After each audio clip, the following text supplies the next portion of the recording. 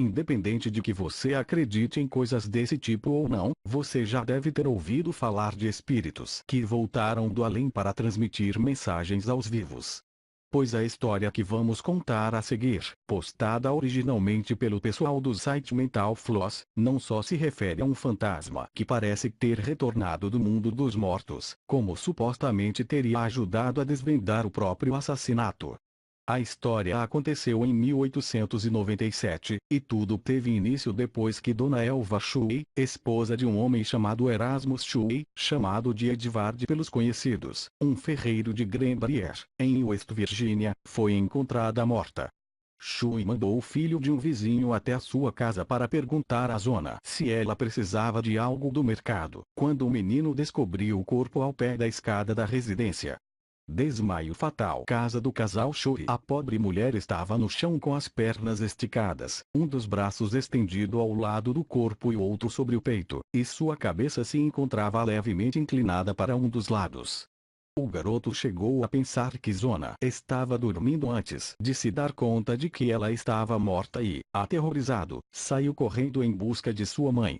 A vizinha, então, chamou George Capp, o médico local, e, uma hora depois, quando os dois chegaram à casa dos Shui, Erasmus já havia se encarregado de preparar o cadáver da esposa para o funeral, algo bem incomum na época.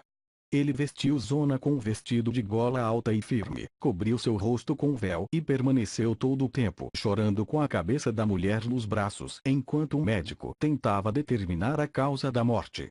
Comportamento bizarro. Zona Shui. Ao tentar examinar a cabeça e pescoço de Zona com mais detalhe, o ferreiro se tornou muito agitado. No entanto, atribuindo o comportamento ao sofrimento, Cap decidiu finalizar o procedimento para evitar provocar Erasmus. E como não encontrou nada de errado nas partes examinadas e havia tratado a defunta algumas semanas antes da morte, ele concluiu que ela havia morrido por conta de um desmaio fatal, versão que depois foi alterada para parto. O enterro de Zona ocorreu no dia seguinte à sua morte, e Erasmus voltou a se comportar de maneira bizarra. Além de vestir a mulher com um modelito de gola alta e véu, ele cobriu a cabeça e pescoço da morta com um grande lenço. Segundo as testemunhas, Shui não saiu do lado do caixão e não deixava ninguém se aproximar, mexendo no pescoço da esposa várias vezes. Ele chegou a usar uma almofada e um tecido enrolado para elevar a cabeça da finada.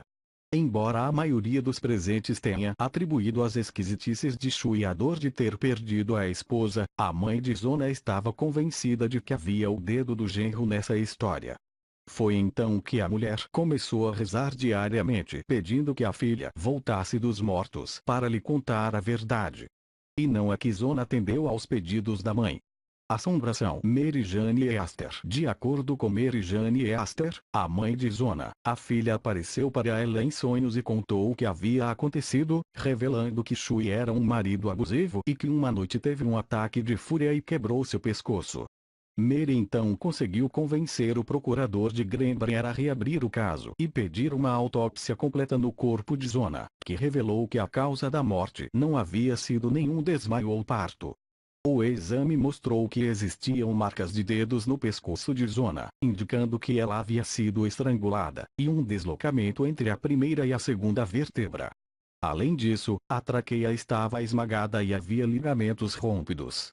Investigações posteriores revelaram que Shui dizia abertamente que gostaria de se casar 7 vezes, e já tinha sido casado outras 2 vezes antes de Zona surgir em sua vida.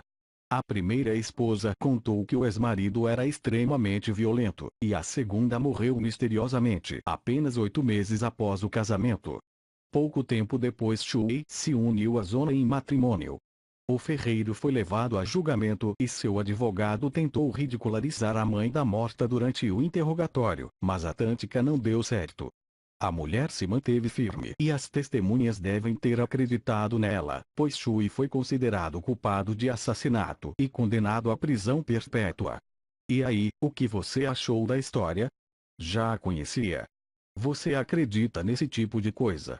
Conhece algum caso parecido e sinistro?